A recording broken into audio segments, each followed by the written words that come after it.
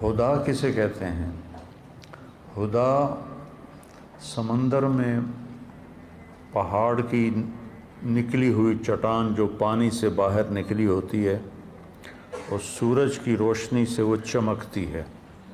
اس کو ہدا کہتے ہیں۔ جب ہم اللہ سے کہتے ہیں اہدنا الصراط المستقیم، جب اللہ تعالیٰ کہتا ہے ہدی للمتقین،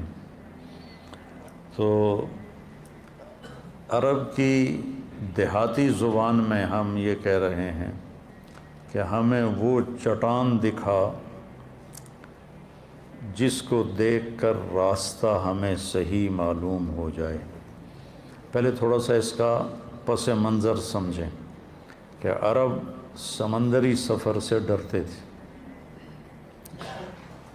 اس لیے کہ واحد ملک ہے سعودیہ جو اتنا بڑا ہے کہ پاکستان سے 5 گنا بڑا ہے، اور اس میں ایک دریا بھی نہیں، اور عجب بات ہے کہ جزیرہ نما ہے، 3 طرف اس کے سمندر ہے